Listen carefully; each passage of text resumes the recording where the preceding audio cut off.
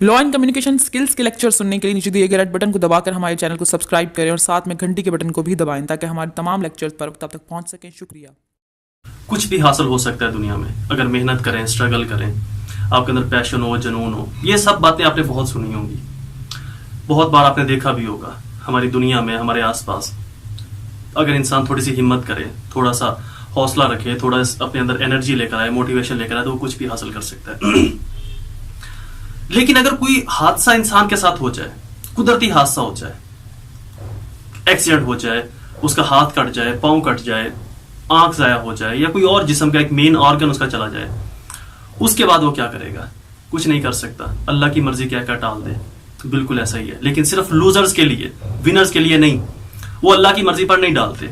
एक छोटी सी बात, हमारा यकीन एज ए मुस्लिम ये है कि अल्लाह ताला अपने बंदे से 70 माओ जितना प्यार करता है। How is it possible? जिनसे वो 70 माओ से ज्यादा प्यार करता है, उसको इतनी बड़ी मुश्किल में डाल दे कि उसकी ख्वाहिश ही उसे छीन ले, उसका शौक उसे छीन ले, उसकी खुशी उसे छीन ले।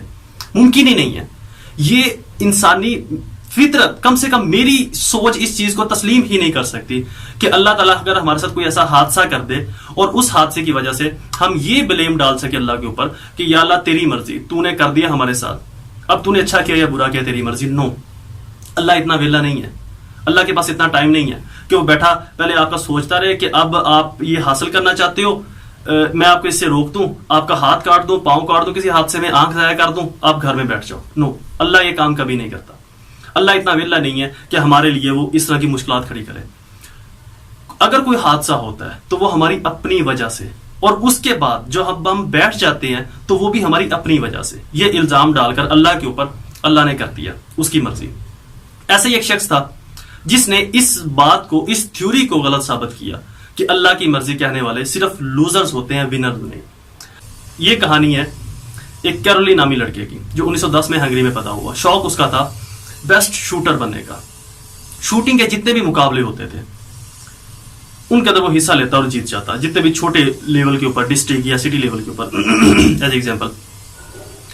उसके बाद 1936 के अंदर उसने हंगरी की आर्मी को ज्वाइन किया।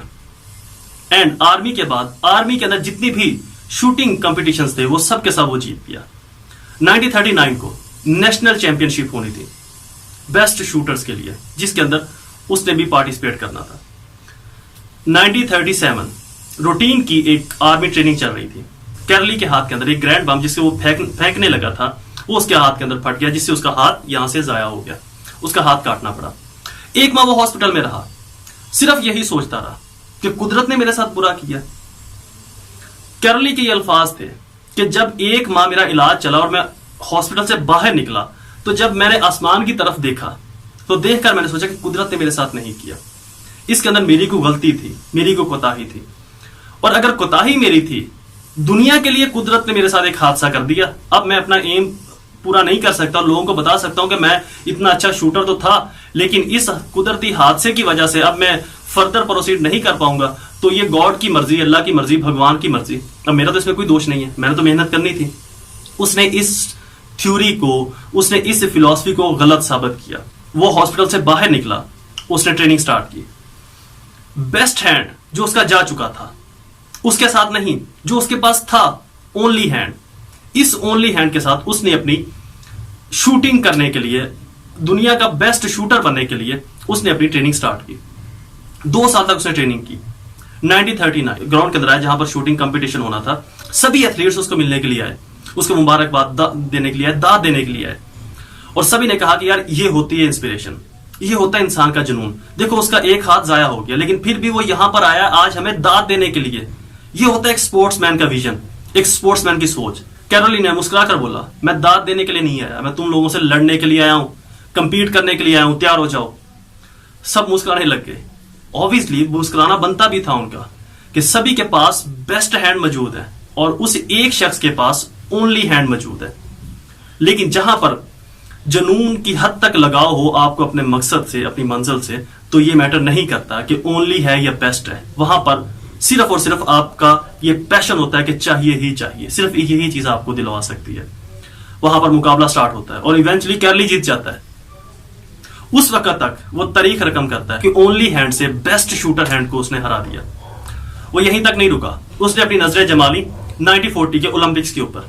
लेकिन आर्मी का, हंगरी की आर्मी का एक रूल था कि सिर्फ ओलंपिक्स के अंदर कमीशन बेस ऑफिसर ही जा सकते हैं, क्योंकि वो एक सार्जेंट बेस सिपाही था।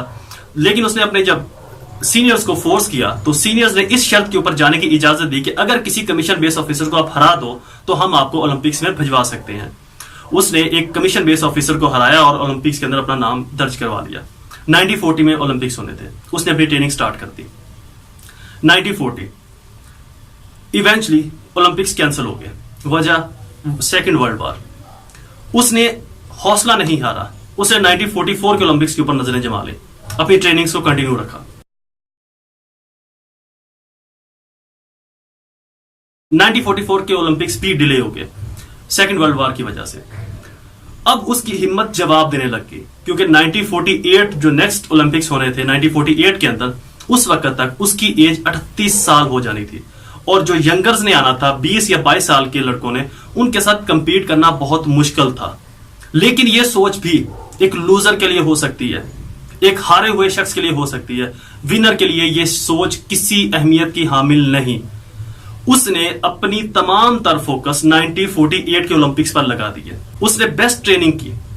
1948 का ओलंपिक्स, जहां पर दुनिया के बेस्ट शूटर ने पहचाना जाना था, शूटिंग स्टार्ट होती है और इवेंचुअली वो जीत जाता है।